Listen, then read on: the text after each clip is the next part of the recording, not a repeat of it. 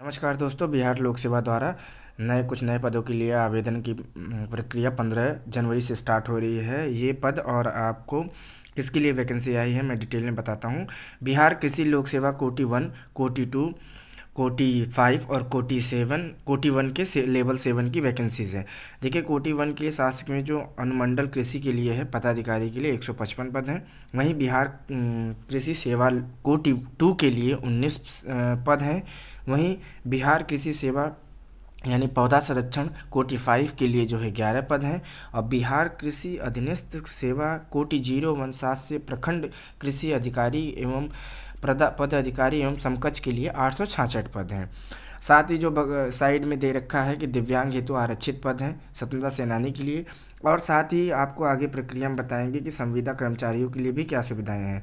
शैक्षणिक योग्यता देखिए, कोटि 1 के लिए मान्यता प्राप्त किसी भी विद्यालय संस्थान या केंद्रीय विश्वविद्यालय से आपको जो है कृषि में किसी विज्ञान में स्नातक की डिग्री होनी चाहिए। कृषि विज्ञान में स्नातक डिग्री के अंतर्गत अन्य संबंधित संवर्गीय विषय की स्नातक डिग्री मान्य नहीं होगी, यानी कृषि विज्ञान ही होना चाहिए।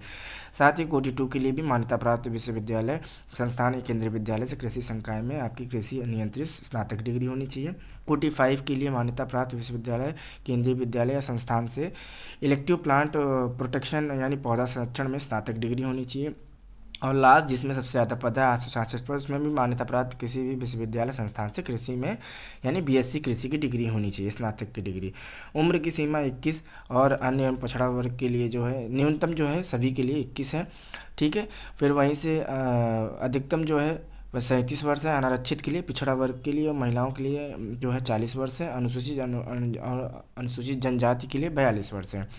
ये सारी जो है आरक्षण आपको जो है बिहार सरकार द्वारा आयोजित सर्टिफिकेट के आधार पे ही मिलेगा।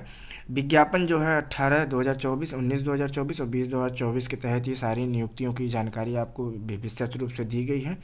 साथ ही इस वीडियो के एंड में डिस्क्रिप्शन बॉक्स में आपको लिंक जो है मिल जाएगी कि इस नोटिफिकेशन की। और जल्दी से मैं दो जानकारी को और कवर करता हूँ कि चयन का आधार क्या है। चयन का आधार जो है आपका पेपर के द्वारा होगा, जो लिखित परीक्षा एवं शास्त्रागार के द्वारा होगा। लिखित परीक्षा 3 विषयों पर आधारित होगी, जिनमें सामान्य विषय, सामान्य हिंदी 100 नंबर की, सामान्य ज्ञान 100 नंबर का और आपका संबंधित विषय 200 अंक का होगा। टोटल 400 नंबर का पेपर होगा। देखिए, ये इसमें सामने लिखा है कि कोटि 1 के लिए क्या होगा। सामान्य हिंदी, सामान्य ज्ञान जो है एक कॉमन पेपर है। ठीक है, ये 100 नंबर का 100 जो है पूर्णांक है उनके, 100 नंबर के ही आपके 100 क्वेश्चन होंगे और 100 पूर्णांक होंगे। ठीक है, सभी के लिए 2-2 घंटे आपके लिए आरक्षित किए गए हैं।